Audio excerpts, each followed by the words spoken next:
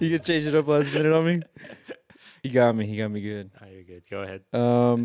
What's up, guys? It's the last of us official podcast or unofficial podcast, I should say. We don't want to get sued. Sorry, Craig Maison. We appreciate you and everything that you do. You are our favorite showrunner. Just kidding. It's the Hip Play podcast. Unfortunately, we haven't been unofficially licensed yet. But we're here in honor of every single male's favorite holiday. Valentine's Day.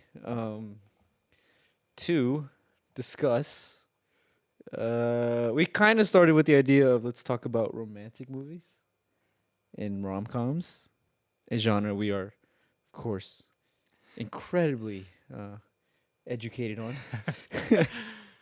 You'll be surprised. We are savants, Yes. if you will, of the genre. But then we were talking about it, and we just decided to talk about kind of just love as a whole and like tropes of romance or romantic tropes that we often see in Media. Because it feels like no matter what genre you watch, there's a romance in it, and it is becoming. I don't know if it's becoming more and more rare, or if it's just has been ingrained in dramatic storytelling since the dawn of storytelling, when we were drawing stuff on caves. Yeah. That there has to be romance involved. And why do we think that is? Why do we think that is? Just let's just talk about it. Just why? Because even if you look at it in terms of platonically, right, or like, well, if you're looking at it just platonically, people are just gonna ship the two characters together. right. Regardless. But I'm saying, like, even if it's not romance in the terms of like a man and woman are in love, but it's more of like a person caring for another person, regardless of what their relationship may be. Mm-hmm. That's present in every story. Yeah. There's almost certainly, I can imagine, an anthropological reason where it's like, especially when you're talking about the literal dawn of man, if you're going back to like, the Epic of Gilgamesh, right? Where Great read, by the way. Just kidding. you're just among your tribe of people against the wilderness, and so you have to look out for each other. You have to care for each other. Sure. In terms of romance itself, I think a lot of that might, I think it differs from individual, like one culture's approach to storytelling versus another, where, for instance, here in America, we tend to see like the nuclear family as being like the end goal, right? A husband and wife and a few kids. White picket fence. White picket fence, steady job. And so it's like, if that's what we have been told we have to work for, then obviously every happy ending is going to end with that goal being fulfilled. And so you have to get the girl at the end of the film, or you have to get the guy at the end of the film, because that's how you succeed in America, and we want our characters to be successful people. So there's going to be a romance in there. Does it matter if it's an actual grounded, realistic story about two people in reality, or if it's, a kaiju movie where they're fighting giant monsters or they're in outer space? It's like, no. This is a goal that we have, a society has said is important, therefore our characters will value it. And that's not even to say that, like, it's one of those things where it's not like people are manipulating us to try to be in love. Like, that's just something that's so ingrained in us that we just take it as it is. Part of the hierarchy of needs in terms of being a human. Yeah. It just comes naturally to us to just assume that that's how things have to be, that we don't even have to think about it. We just include romance and stuff because at this point, we just like it. And even if we don't like it, the soul. Yeah, we're still just horny. It's good for the soul. Yeah, good for the soul. No, that is very eloquently put in terms of why we. It's also just a good mechanism of just pure, like when you write a drama or Yeah. even comedy. Mm-hmm.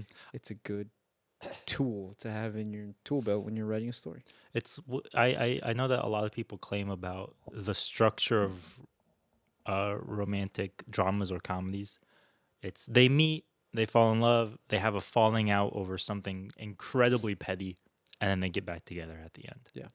But that structure, the fact that it can be replicated so easily on top of so many different uh settings and characters and locations, and it's just across every genre, just tells you how good it is.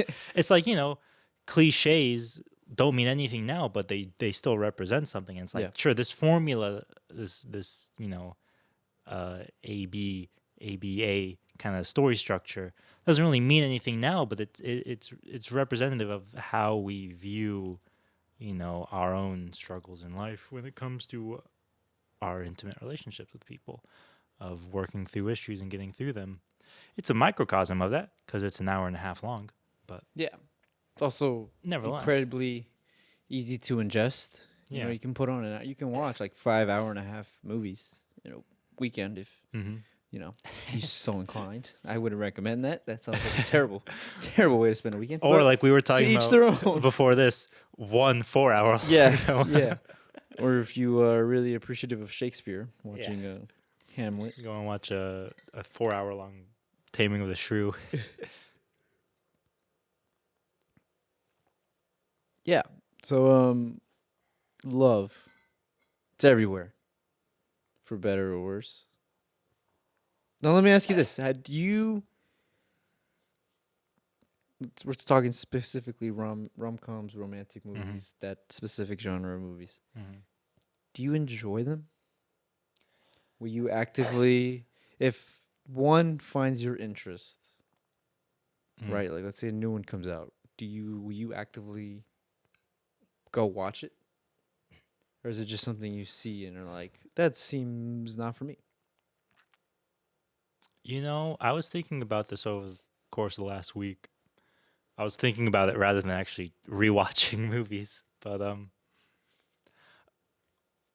there's 100% a difference between romance movies that are made with a male audience in mind and romance movies made with a female audience in mind. And I've enjoyed movies from both categories. Yeah. I do somewhat find the ones geared towards male audiences to be a little egregious. And we'll talk about Manic Pixie Dream Girls at some point.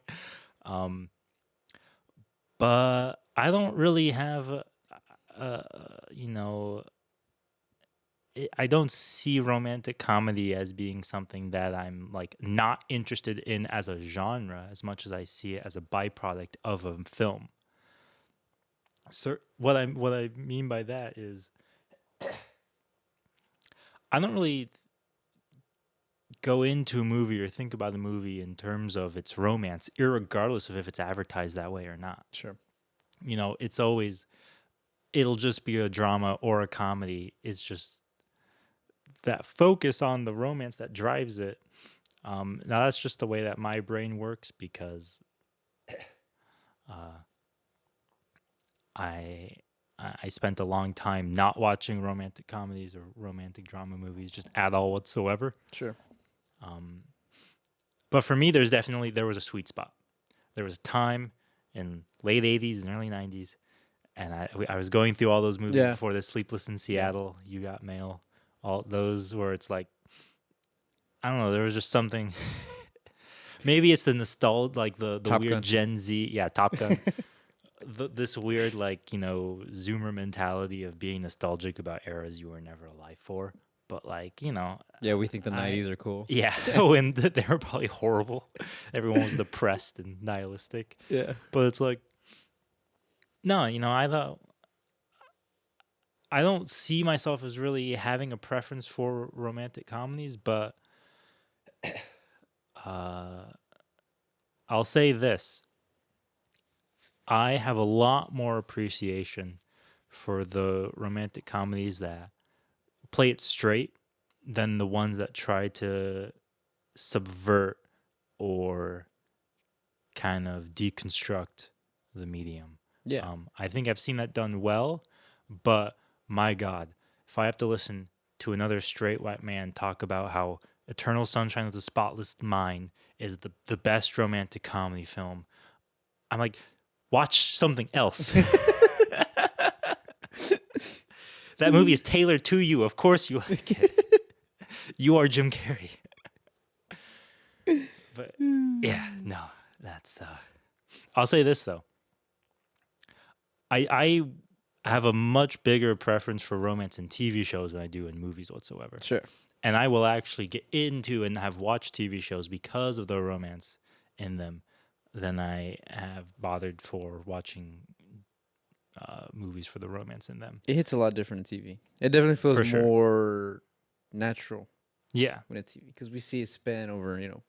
5, 6, 7, 8 episodes, which is 5, 6, 7, 8 hours instead of Mm-hmm. okay, they're in love in 10 minutes. It's like what the. Yeah. Because even if you do a montage, it's like okay, cool. We haven't really seen this Mm-hmm. go more and more. Yeah. It's kind of like my favorite example. Take a shot if you're at home. But Friday Night Lights, Yeah. the Julie and Matt Saracen characters took them like a whole season to fall in love, and when they fall in love, it's like oh,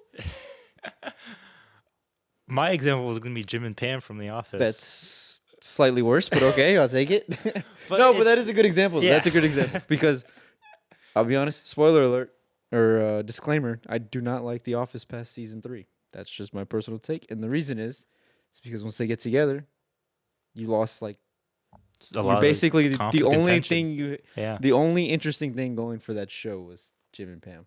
But anyways, that's a good example though. But that's the other thing too, where that build up to the moment where they do become a couple, it feels more to an audience. It feels earned. Yeah. Whereas I feel like, I can't even really think of film off the top of my head. I know probably have seen it before, but I can't really think of one right now where two people like only become a couple at the end of the film. It's always in the middle or like in the beginning. Yeah. Yeah. Yeah. And I've seen it done well where people become a couple at the beginning of the film and then the rest of the film is like their life story after that. Yeah. And so you get to see them over a large amount of time. And I've also seen it done backwards too, where they start at the end and then the rest of the film works backward to the relationship. I'll talk about those examples as well. But no, I think TV definitely has the edge over movies when it comes to the thoroughness that you can just portray these characters and their romantic interest in each other. Jim and Pam is of course the Or Chris Pratt and Aubrey Plaza. yeah. I don't know. I never watched Parks and Rec. No, I think that's a good example. If you Google a couple from a TV show and the compilation of their moments together is over 30 minutes long, then you know that the writers had something going for them. Well, They're- unless you're a writer on Friends, and That's true, Ross and yeah. Rachel. They absolutely butchered that one. Yeah.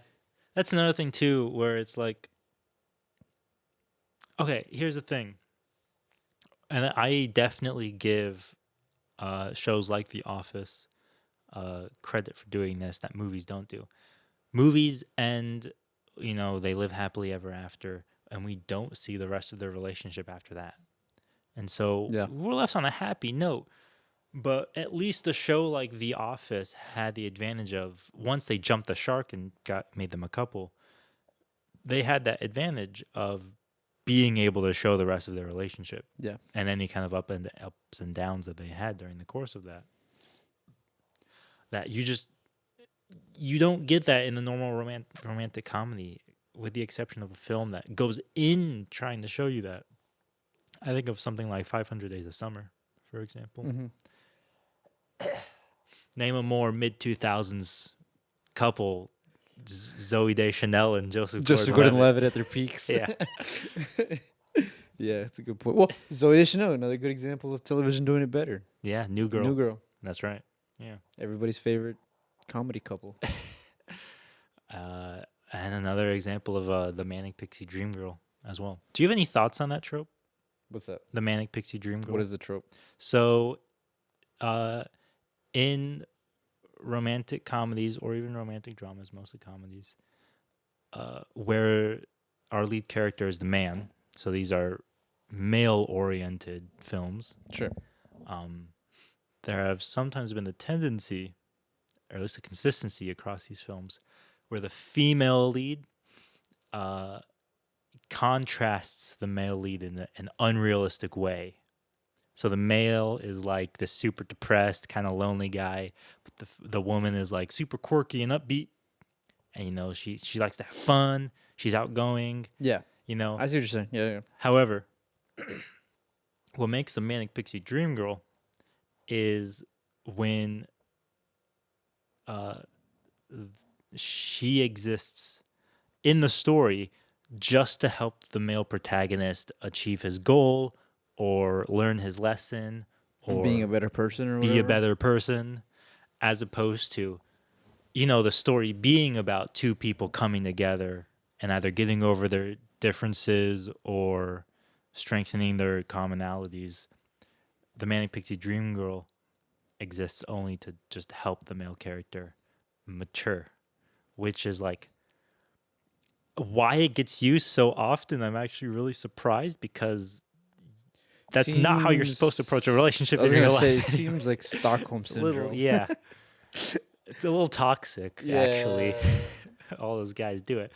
And but maybe it's a commentary on the filmmakers or the writers and their toxic relationships. Maybe, yeah. If it wasn't for the fact that one of the first things that this person noticed was that all these movies were writer-directors. So they were not just writing these women, but then directing the film. Yeah. And so it was like, if that's your vision, you either are trying to make a commentary on like, hey, don't be like these men. Sure. Or don't be like these women. Or don't be like these women. Or you're just trying to say like, no, give me this. I want a girl like that. This is what I want. Yeah. Which then, I mean, some of those movies, Zach Braff, I think, is funny. I love Scrubs, but Garden State is just like incel core, in my opinion. Would Scott Pilgrim be considered that? Would that classify under? It's a thin line. It's a thin line. Here's the thing. I think I've read the comics, and they do differ from the movies, especially in the end. And one of the big things I remember, I know that in the books, there is a big emphasis on the fact that, like, Scott is a bad guy. Yeah. Like, he's not an antagonist. He's just like a douchebag. Yeah. I do remember that being a common... and that's like... stickler for fans. And it's one of those things where he went into it being like, don't be like this guy. Like, that's part of the point. And he has to, it's weird how he's helping her get over her trauma of her exes, but he's also like so self-centered, and he makes it all about himself that he's like almost not even helping her, but then they save the day at the end of the film.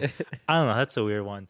Honestly, part of the reason why I've never really been able to like say that I love Scott Pilgrim is because I there's so much being unsaid in those films that is problematic about their relationship. Yes. That even though I think most people say they like those films just because of the visual effects, I can't even do that, or I'm just kind of like, yeah, it's tough to call on that one. The one that Eternal Sunshine of the Spotless Mind is another one that I also kind of have trouble with, where I'm like, I can't tell, like, I get that, you know, Jim Carrey isn't a good person, but I also get that, like, she's not either.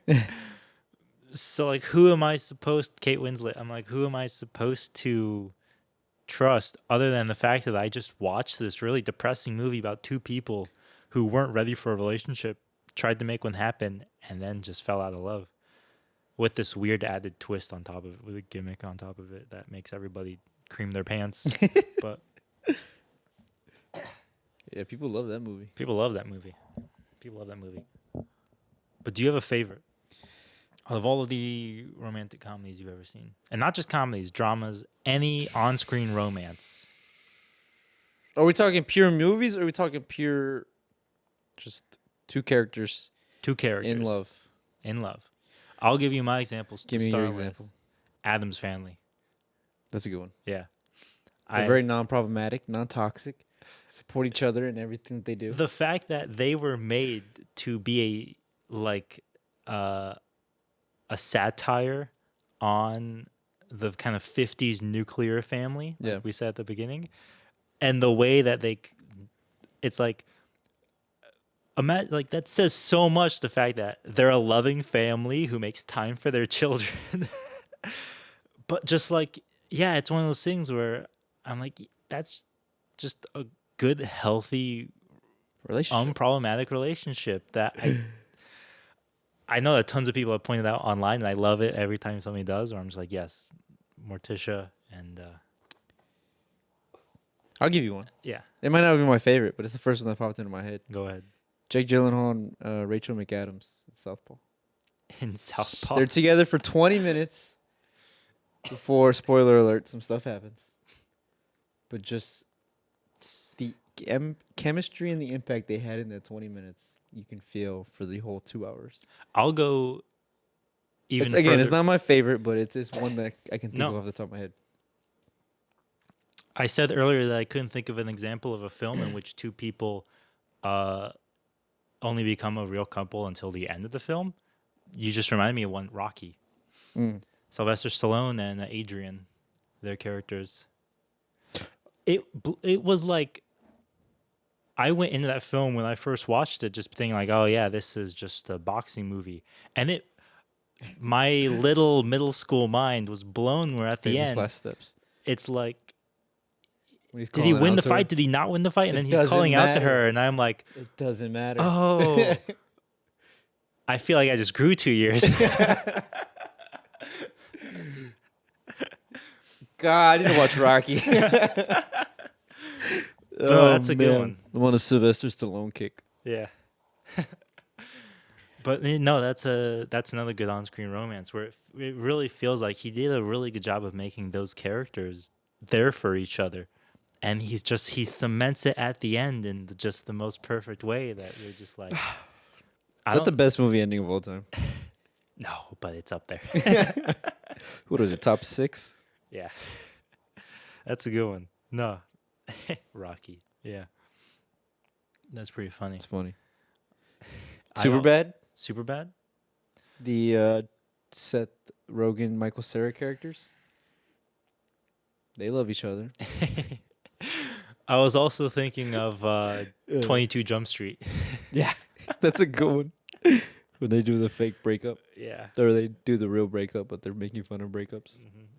Not just that, but also when Jonah Hill sleeps with Ice Cube's daughter. Yeah. But when it comes to favorites, ones that I really thoroughly enjoy, and 22 Jump Street is a good segue because they reference it in the movie. But Annie Hall, directed by a relatively problematic person, Woody Allen. But that film, in my opinion, is a good example of a movie that it's pre-Manic Pixie Dream Girl, and so a lot of people like apply that label to the movie, like going back and watching it, but it doesn't apply to the movie whatsoever. The Diane Keaton character, Annie, is actually there for her own sake. She has her own genuine motivation going into the relationships, and she has her own motivations for getting out of the relationships. And even though the movie is seen from Woody Allen's perspective, his character is Alvy, I think his name is. Why he made his two main characters have an A in their name, I don't know. But even though the movie is technically from his perspective, it doesn't feel like we necessarily have to instantly like empathize with his emotions about the situation. He does a really good job in that film of distancing the audience almost right away, breaking the fourth wall and addressing the camera, that you feel enough detachment to be able to say, this is an interesting story, even though I know the main character is a dickhead and he has his own problems he has to get through. But the way that that film portrays the course of their relationship, there are so many fantastic scenes in that film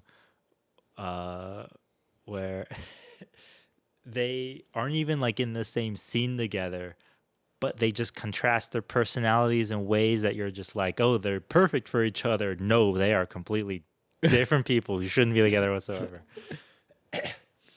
Or even the way that the film so brilliantly at the end plays into, this was something that I only recently went back to and was like, oh, this is actually like such an interesting thing I've never seen done before, where typically you think, okay, if he's the main character of the film, we want him to end up happy at the end of the movie, but he doesn't get the girl at the end.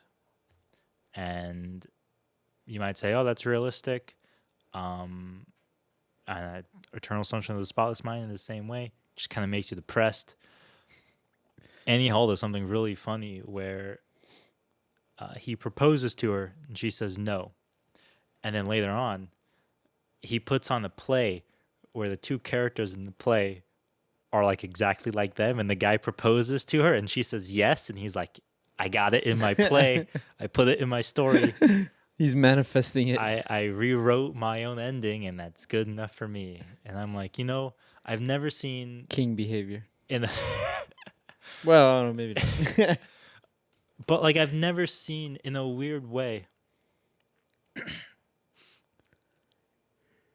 This goes back to what I was talking about in our last episode, where that actually feels like a healthy way to portray a toxic person's expectations about a relationship, where they literally are showing him coping and expressing his disappointment with getting proposed or with getting rejected. Yeah. And you don't get that in Eternal Sunshine of the Spotless Mind. You just get, oh, why can't you be with me? I'm self-centered. Why can't you just be in a relationship with me? You don't get that in 500 Days of Summer, right? They don't get together at the end. But Joseph Gordon-Levitt character, he doesn't change. He's still a soul boy. Yeah. And you know that the girl he meets at the end, he's probably going to make the exact same mistakes. And it's like, yeah, when it comes to films like that category, that the deconstruction, which is why I say that I don't really like that kind of stuff too much, is because they take such a romanticized approach to romance that they end up being so unrealistic that they portray these incredibly problematic and toxic attitudes towards relationships unintentionally in a good way. Like they're the heroes of the story, but they shouldn't be. I think Annie Hall, and the reason why it's still considered a good movie is because they managed to put that distance between you and the characters where you can say, yeah, he's a toxic guy for the way that he acts and for his expectations. But the fact that I can do that while watching this movie means that they did a good job. It means that they make sure that you don't leave thinking the same thing, right? And let's be honest. At the end of the day, Woody Allen is not a good-looking guy, even back then. Joseph Gordon-Levitt, Jim Carrey, they were. People are going to watch that and be like, oh, yeah, he's hot. I want to be like him. I'm going to act just like him in Eternal Sunshine of the Spotless Mind. That's how we get Reddit. That's how we get Reddit. Anyway, rant over. I won't talk about those movies anymore because I don't really like them that much. La La Land. Would you consider that what is it, Pixie Manic Dream Girl? Is that what the name of the trope is? He's a manic pixie dream guy.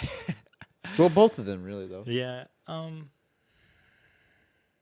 one's an interesting one because they're both, like you Yeah. said, trying to help each other out, and they're both self-centered You know, and stubborn.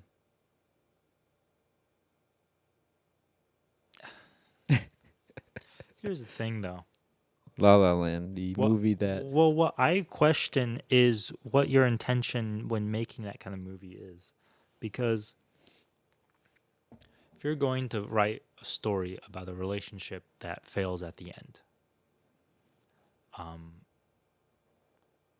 you have to, you as the creator of that story, have to go in knowing who is in the right and who is in the wrong, and whether they both are in the right or both are in the wrong. You have to be able to make that clear because it's never. That's the thing. These movies almost always portray them as being they're both in the wrong, right, about their relationship. Yeah. They aren't ready for a relationship, which is why they broke up. And that's realistic. That's fine. But your audience is still going to sympathize with one of them. one of them. And so you have to be able to do basically what Woody Allen could do with Annie Hall, which is find that way to build that distance where, yeah, we know that this is the main character, but we aren't going to empathize with them when they make that stupid decision or say that stupid thing that they're going to take back, because we can, we have that distance in that moment to say, this guy is not a good guy, and I want them to be together, but nope, I wouldn't date him. I wouldn't date her. She's crazy. Real piece of work. Yeah. Yeah, seriously. But that being said, do you feel like you have ever seen an incredibly realistic portrayal of a relationship? One where you watched it and you were just like, realistic? I could see, you're like, this is basically a documentary. I only asked this because I have an example, but since I went first last time, I want to give you a moment.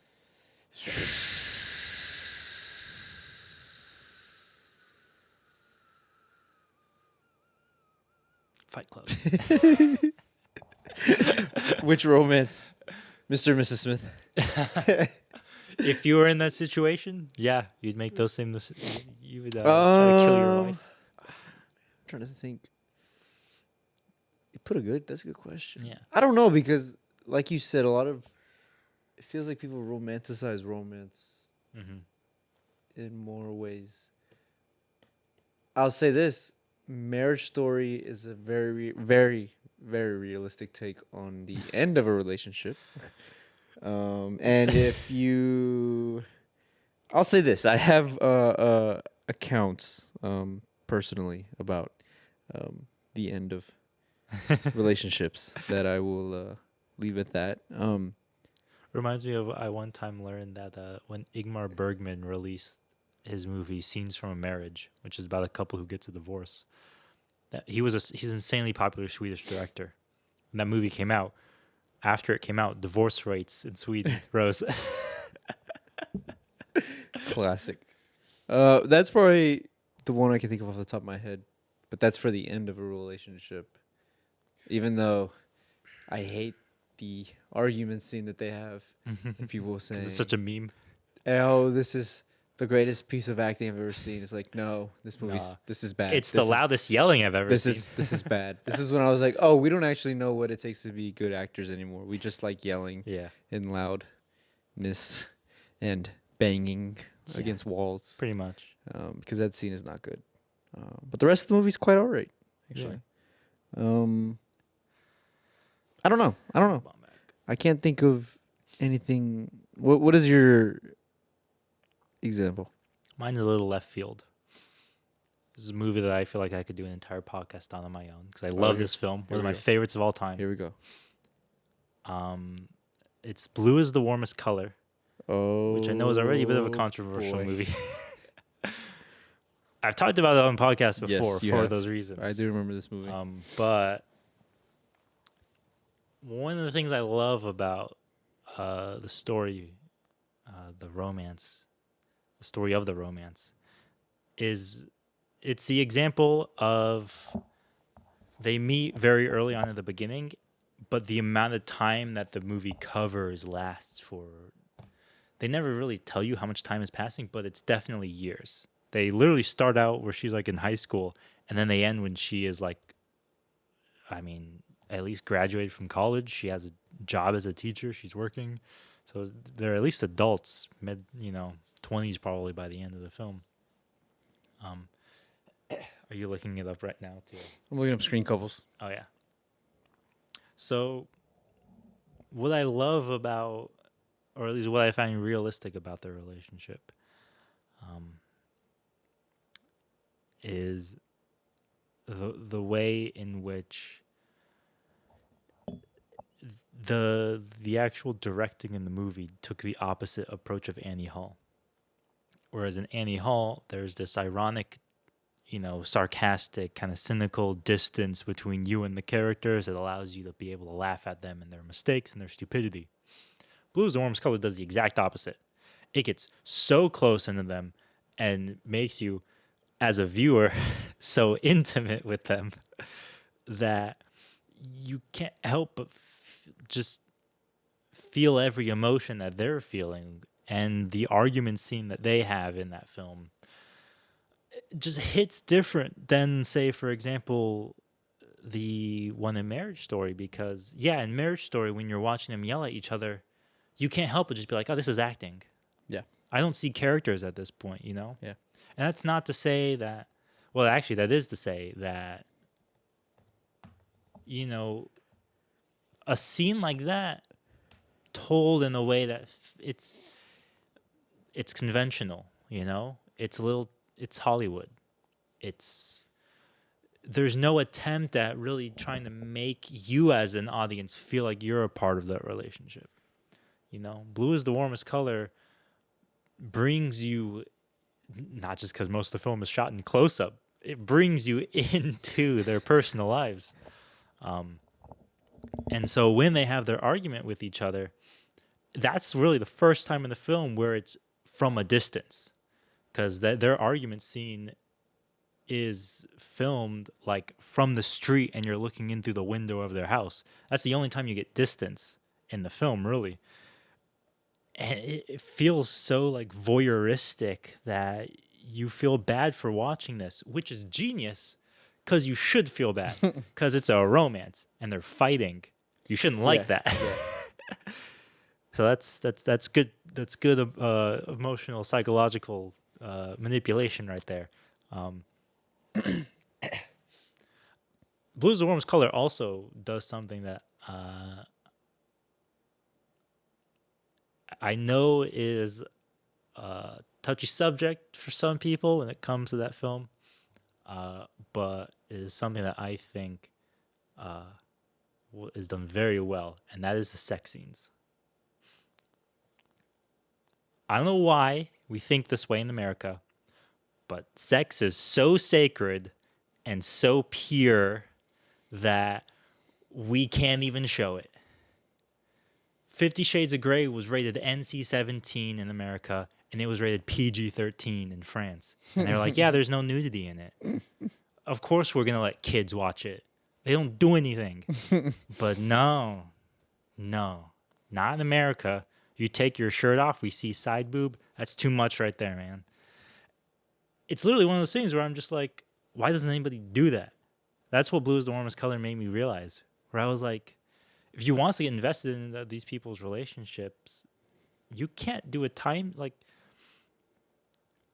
the way that you just completely cut out that side of a relationship in these movies is so unrealistic. Yeah. So unrealistic. And I don't even say that as like, this as if to say that every film needs like an explicit sex scene in it. But the fact that characters never talk about it, it never is a topic of discussion in these films.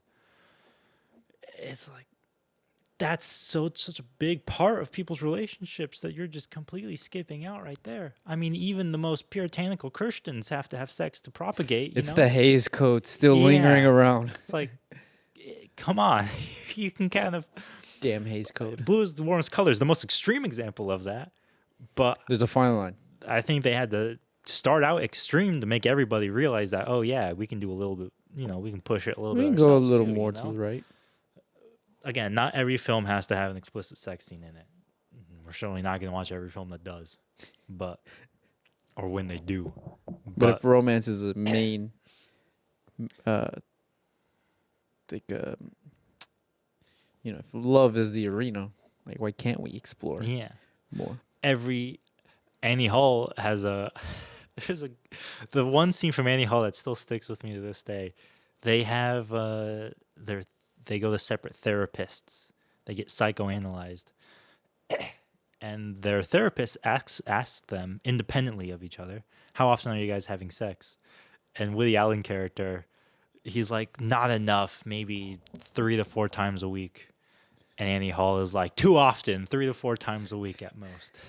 And I'm like, that's more realistic than I think people give it credit for being. Pour one out. Yeah. Well, the other thing that I really love about Blue is the Warmest Color too is the fact that they comment on so many of those extraneous elements in relationships that impact the way that people get along that stories just don't really do if they're just focusing straight on the romance. Shout out to You Got Mail, which does it. But there's a big difference in those two characters. I'm talking about Blue is the Warmest Color now. In terms of their class. And that becomes a big issue in the film where it's like, why don't you get along with all of my friends? I thought you liked photography. I thought you liked painting. And it's like, yeah, well, your friends are literally, they look down on me for being working class, basically. And that puts a restraint on their relationship where they just can't, they struggle to amend that,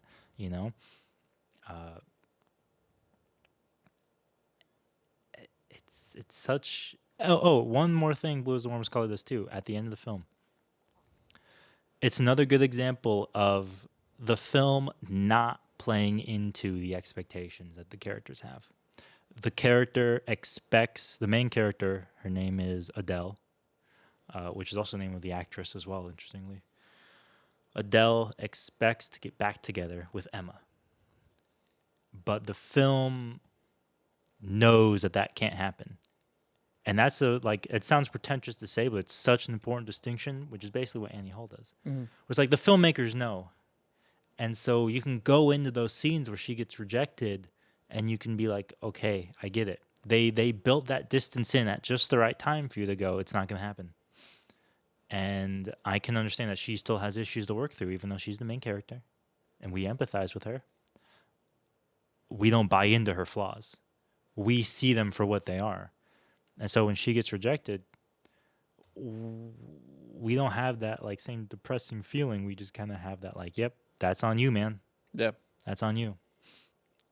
Grow up.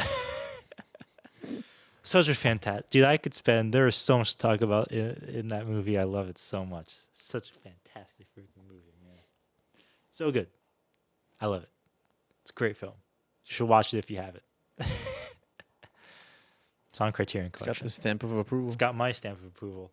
Maybe not a good film to recommend to people, actually. It's 3 hours long. So, and French. I might do it in for some people.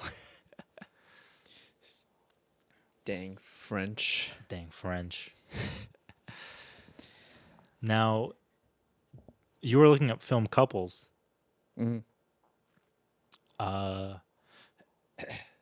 Do you have a good example of... Let's move a little bit away from romance for a second. People who don't become couples, even throughout the course of the film. Harry and Hermione. Harry and Hermione, yeah. I was also thinking Pacific Rim. I don't even know the It's a characters' good names, one. but Yeah. I know one is first- Mako because he says it every 2 lines. Oh yeah, yeah. I started with an M. That's what it was. By the way, guys, if you want to know if a screenwriter has no idea what they're doing, count how many times the main character's name is said Yeah, on one page. If it's said more than that's a good. Point. once per page, they're pretty bad. Yeah, I will That's my forgive. first indicator this is a terrible screenplay. Well, not terrible, but Yeah. not a good one. Yeah, that's so true. Just saying, look into it. I was thinking about that recently with No Country for Old Men, where I remember being like, "What's this guy's what?" Josh Brolin. I was like, "What's his name? His character." What? Like, are you asking me You- actually? do Oh, you remember? No. Exactly. It's like he's such a solid character. You don't even know his name. By the I'm gonna end laugh of if the it's like something like The Man. film. No. Cormac McCarthy has done that before, but he didn't do that in No Country for Old Men. Starts with an L. It's like Leonard or something like that. That'd be But- funny. Yeah. Louis and Moss. Oh, Llewellyn Moss. Llewellyn Yeah, Moss. That's right. But everybody Start knows with an Javier L. Bardem. Yeah, and Anton Chigurh. It's a good move film. No romance in that one. That's for sure. Well, it's Josh Brolin's love for money. That's true. Yeah, kills his wife at the end. His love for money. Yep. Sad guy. Spoiler. I don't know. You should watch that It's been film, out since though. You can't 2007. spoil that movie. It's It's too been good. out since 2007. Yeah, pretty much. Good old romance films. I'll say this. More couples that don't end up together. Mm, Or just like people you like the chemistry of, but they're strictly just buddies. Honestly, either or.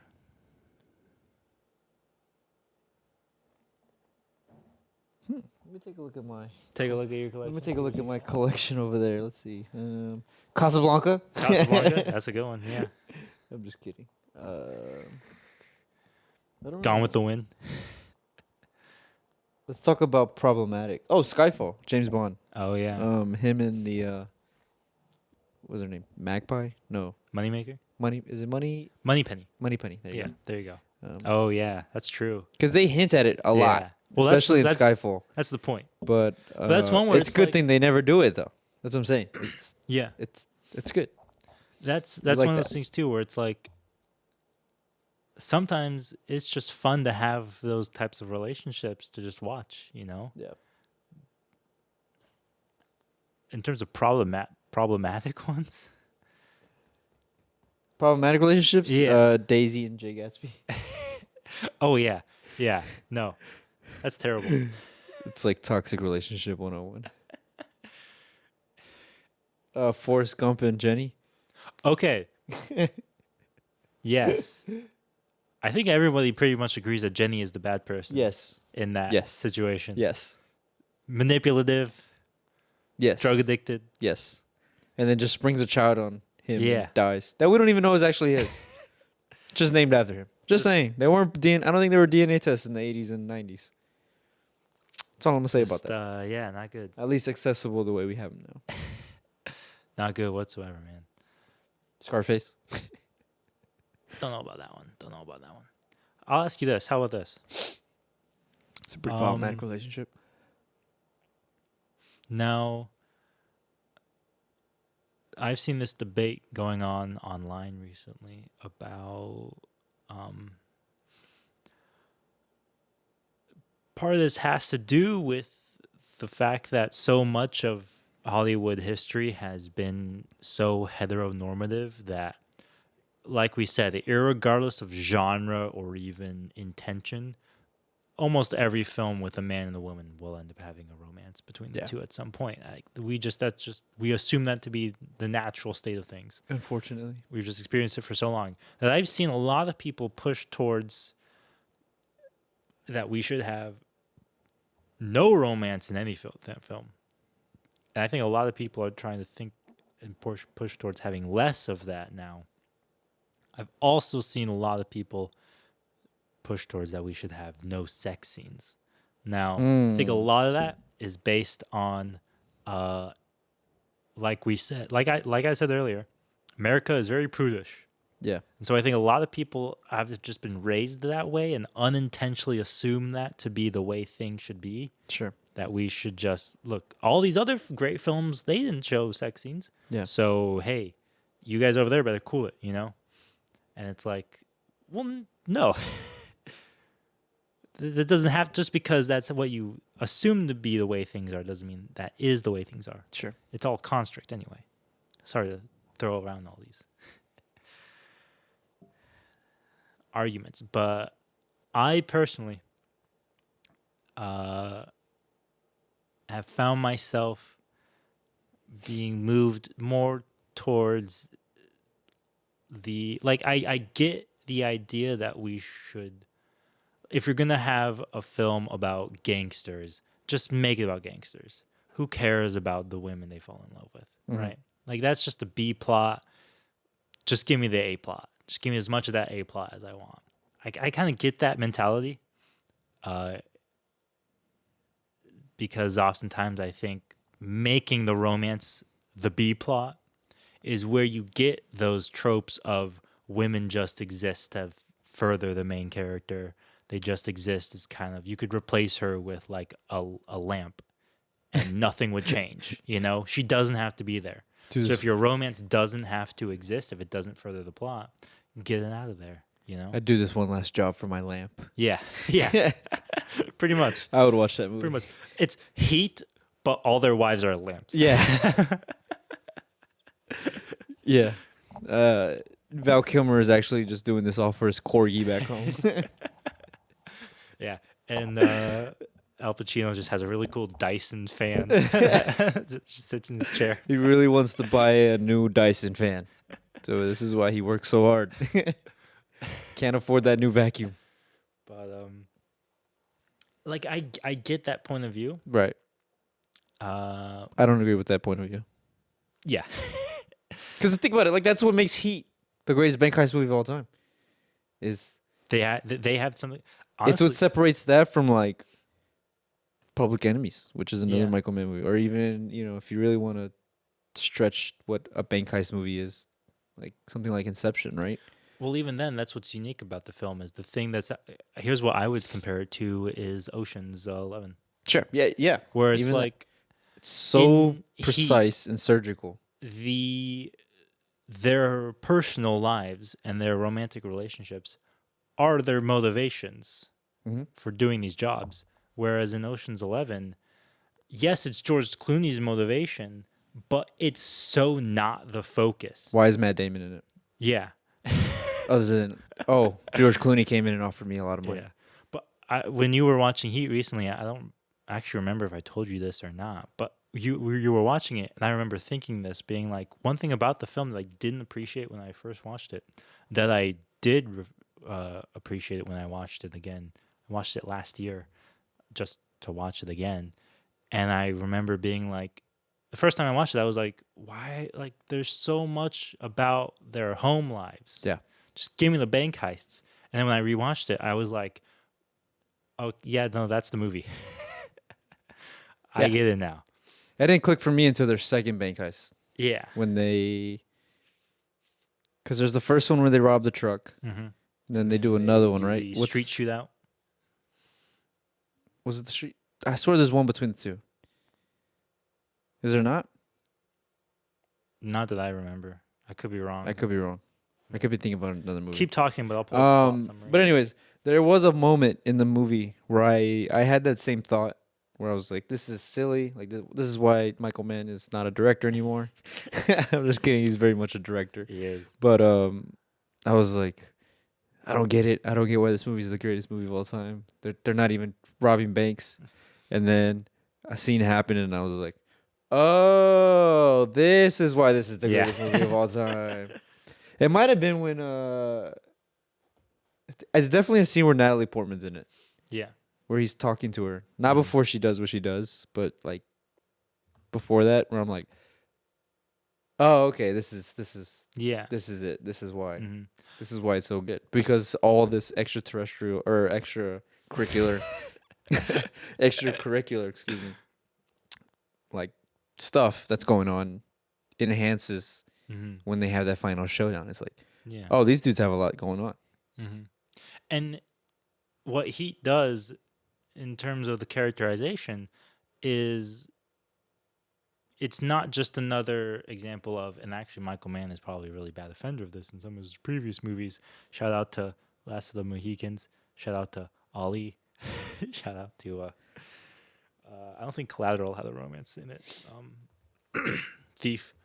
But, You call him Thief? no. His movie Thief, the James Caan film. It was like, oh god, what's the drama surrounding No. Collateral?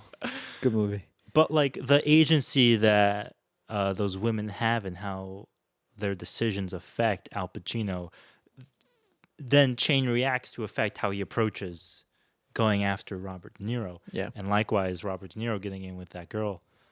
She was a waitress, right? Wasn't she? She worked at the bookstore. Bookstore, that's what it was. Yeah. Two kind of girls. I need to start robbing banks.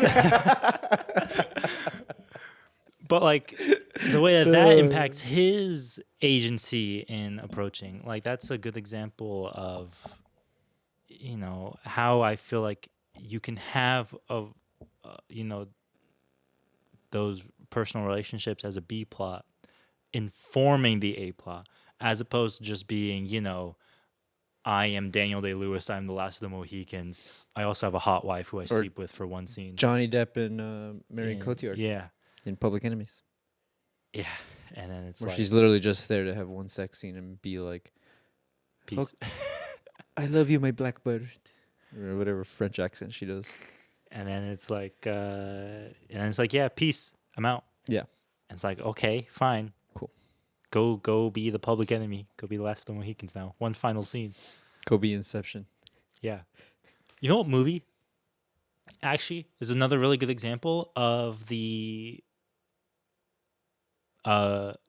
protagonist as a male and the love interest as a woman working together, like not just romantically, but like informing the plot and helping the plot move along, is Avatar. I just thought of that and I blew my own mind. But no. America's power couple. Hey, the world's power couple at this work. Two of the highest grossing movies in two of the top series. 5. Yeah. That's crazy, man. They're the power couple around Don't the ever world. doubt James Cameron ever again.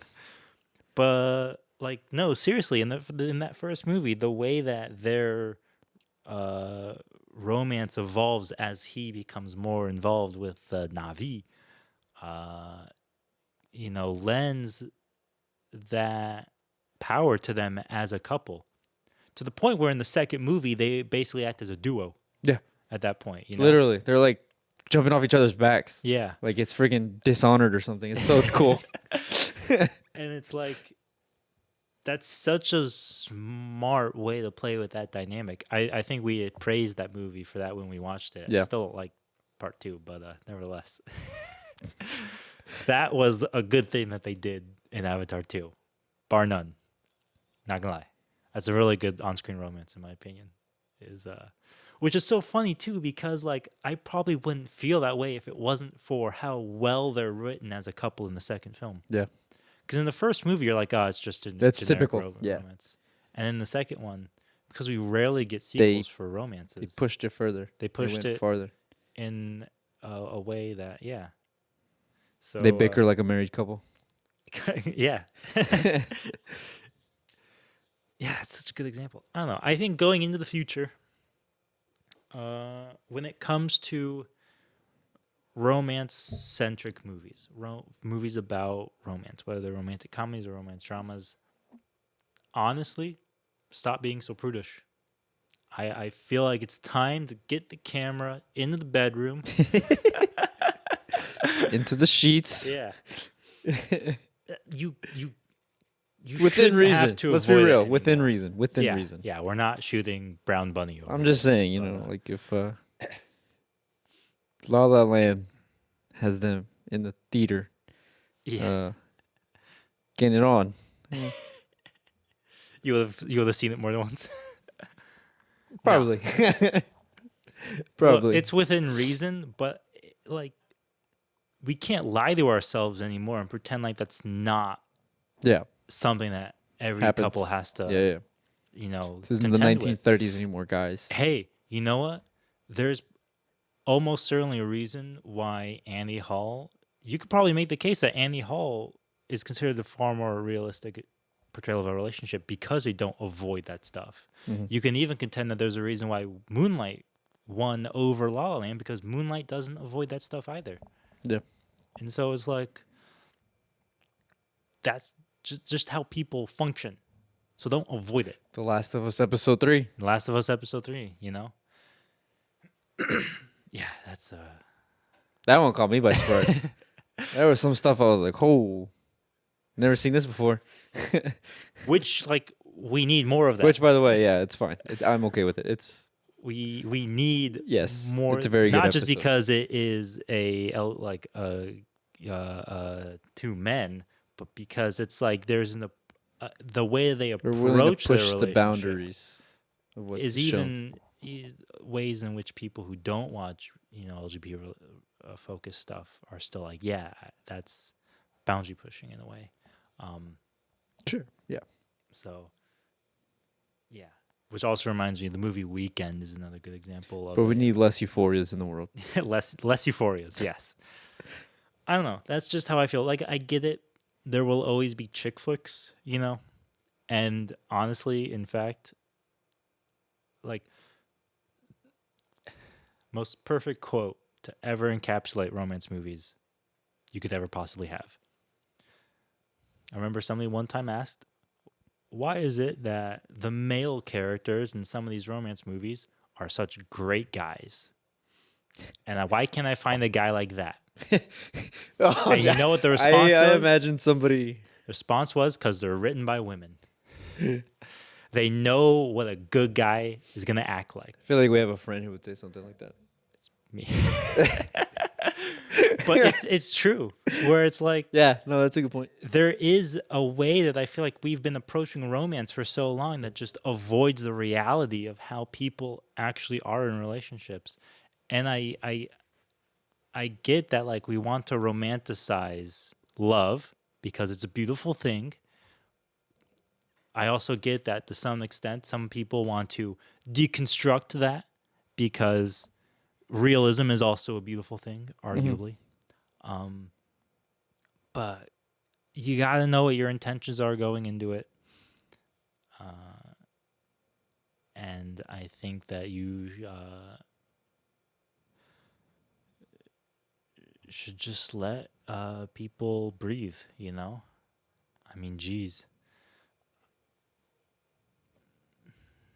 Let people be people. But at the same time, don't be afraid to criticize your own characters. I think that has to be said. You know, you're bad people. I mean, geez, we got In the Mood for Love back here. That's a movie about two people who have an affair. And it's like, that's bad. And they, like, that can't have a happy ending or else you're sending the wrong message, you know? That's like, that's what Fatal Attraction is all about. You know? Which is, talk about toxic portrayals of female characters. But, yeah, no more Manic Pixie Dream Girls. No more crazy ex-girlfriends. Or crazy ex. Crazy ex in general. Yeah. It's typically girlfriends because they're just written by men. Also, no more like whiny, depressed men who need to find a woman to change their lives. Find a woman to solve their problems. Get that out of here. That's gross. Yeah, I don't need to see a movie about my own life. Am I right? That's just incel core at that point, man. Come on. I have been known to browse Reddit from time to time. I apologize. It's just who I am. It's like, you know, I feel like to a certain extent, if we expect these movies to entertain us, or do we expect them to reflect what we experience in real life? Yeah. Because if you want to just entertain people, bring back the screwball comedy, you know? Bring back What's Up, Doc, stuff like that. But if it's like you just want to, if you want to write something like a Marriage Story, you know, where you want it to be a realistic reflection of the issues, the ups and downs in the relationship, then Romanticize it like you've been doing. Come on. Have some respect for your characters, man. What are we doing here? Also, yelling is not acting. Why does anybody have to tell you that? That's acting 101 right there. Yelling does not equal acting. Yeah, I think. Yeah, I agree. I hope so. That's why I've always claimed that Al Pacino in Godfather 2 is the best acting performance of all time. That's true. Yeah. Because he doesn't yell. He yells once, and when he does, it's pretty powerful. Yeah. But that's the takeaway from this episode. That Godfather 2 is still one of the best films of all time. somehow we wrapped it around. We wrapped it all the way around, man. We found it again. What would you say are some of your favorite romantic movies? You said Blue is the Warmest Color. Blue is the Warmest Color is Annie definitely Hall. up there. Annie Hall. I'll give a shout out to Weekend. I will give a shout out to Seashore, which is a Brazilian film, which is basically the Brazilian Blue is the Warmest Color, but with guys instead. Also a fantastic film. Those are 4 films. I will give a shout out to When Harry Met Sally. Nice, good shout out. I think that is one of the terms of the just like, generic, well-structured, the formula that you all expect. I think that one is just a good, rock-solid, funny, heartfelt, Heartwarming example of that, in my opinion. You Got Mail is another good one. And any other examples that I can think of a good relationship? We're gonna turn the camera off, and I'm gonna be like, oh, I love that one couple. As is always the case. Yeah, pretty much, pretty much. Yeah, I don't know, man. Phineas and Isabella from Phineas and Ferb. There you go. They end up at the end of the show. The Big Sick. The Big Sick, yeah. Very good. Avatar, The Last Airbender. Korra and what's her name in Legend of Korra? Oh yeah, that's a good one.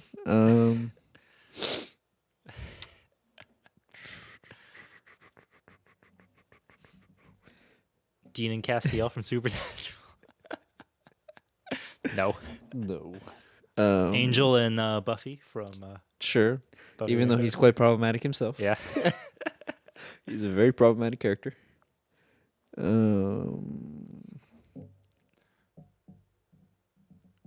Man. It's tough. And I think I was saying this before we even started recording. Talking about romance in media is really difficult to do broadly, which I don't know why we did that then. But part of the reason is because we are so inundated with it that like to even try to recall a specific example of something feels like you're recalling all of film history. Coach Taylor and his wife Tammy in Friday Night Lights. It's a good example. For sure. It's a good example of married couples. Yes. We often see people getting into relationships, but a good example of just a solid married couple. They're already like 20 years married by the time we meet them. Yeah. I think of the film Fargo. Yes. Yes, that is a good one. Yeah. Great couple. Great couple. God, I love that movie. Yeah. I'm glad I thought of that. What else? Yeah, we're gonna stop recording. I'm gonna think of like you're gonna think of 5 everything, different people. everything you've ever experienced. Certainly not Ron and Hermione. That's for certain. Which versions of it though? The movies or the books? Well, I guess movies. We're talking. Yeah. Okay. If we're talking movies, no. Books. Books, yes. Movies, no. Harry and Ginny in the books. That's a good example. Correct. Of 2 people who support each other. Yes. Movies. She doesn't do shit. Right. She could be replaced with a lamppost and nothing would change. Yes. Pretty much. Percy and Annabeth. You just want an excuse to talk about. And Percy now Jackson. we transition to the real main event. Oh yeah. I said we were gonna run it back. The Percy Jackson pod we never the one that got corrupted. They got corrupted and we never put out, which will come eventually, I'm sure. I can't think of anything else. Can't think of anybody else. Sam and Frodo, Classic. for sure. Well, if we're going there, it's Aragorn and. Do you remember her name? Do you remember her name? Do you remember her name? She's always Liv Tyler to me. She's I always only- Liv Tyler to me. I don't know her name. She has a name. I know she has I a only name. say that because It I starts with a was G. thinking about that. No, you're thinking of Galadriel. That's Kate Blanchett. Damn it. It starts with an I? No. Damn, what is her name? Her name is Liv Tyler, and it will always be Liv Tyler because Liv Tyler is gorgeous. Every time I see those movies, I'm like, I just fall in love with her all over again. These 20-year-old movies, and I'm like, yes, Arwen. Arwen. Yeah. Yeah, that's a her classic. and Arwen. That's a classic, Arwen. I support you, you support me kind of thing. Yeah. In a weird, like, spiritual way. Because he even says, like, hey, leave me to be with your people. Yeah. She's like, no, why my would love I gives you ever- strength. Yeah, why would I ever do that? I have level 5 healing hands. Why would I? Yeah. And also, you're the only thing that I even want to stay alive for. Which is probably a problematic point of view. Not a good reason to get or stay into a relationship. Nevertheless. Things work Man. out a little differently in Middle-earth. Now that I think about it, I think Annie Hall is the only film I've ever seen where the couple actually go to therapy. Sopranos, they go Yeah. to therapy That's true. like once. I said And then movies. that's but it. That's a good example. Yeah. That is not a good example, by the way. That's a terrible relationship. Well, like it's a good example because it is an example. is what I mean to say. Yeah. No, that is a very bad relationship. Nevertheless, you're right. But anyway, I made my point I about think that's it. I can't think of any others. what I would like to see in the future. I think if you're gonna make an R-rated movie, make it R-rated. Just go all the way. Come on. Push the boundaries. HBO doesn't mind showing a dick, so you shouldn't either. And outside of that, When did they show the dick? Euphoria. I don't remember. They I can don't get watch away with it. Euphoria. I mean, Game of Thrones. Sure. Yeah. So, hey. You know what I learned recently? That technically, the reason why they show boobs so often is because those technically are not considered sexual organs. And it, like, for the rating system, I forgot what they're called, because they have a name. But like the people who will watch a movie and then give it a rating, you can show a woman's chest just as much as you can a male actor, Right. and his chest. And technically, according to how they rate the content in the film, that's equivalent. It's just anything below the belt is where they draw the line, and that's where you'll get your NC-17 ratings. But nevertheless, I learned that recently, and because I feel like so many people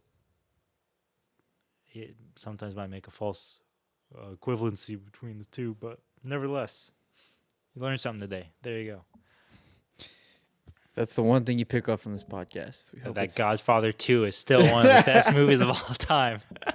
We've watched like 15 movies since the last time I talked about it. It's still number Still one. number one. Still number one. It will never be topped. Anyway, I think that's it for us today. I think you've heard us ramble on for a long We will time. see you all in a couple of weeks. Probably for the Oscars. Probably for the Oscars. Some good anniversaries coming up. We didn't mention That's this true. last Oh, yeah. episode, but we looked up some anniversaries for 2023, and there's some. Just Some take into bangers. account it's 1998 and 2008 have big 5 anniversaries. So very, very good years in cinema, Let's go. and 2013 as well, which I've made the case is the last Last good year the for the last Oscars. good year for the Oscars. We'll So, see if that rings true. we'll see what happens this year. Anyways, we are out of here. See you guys later. And in the wise words of the Beatles, love is all you need. Happy Valentine.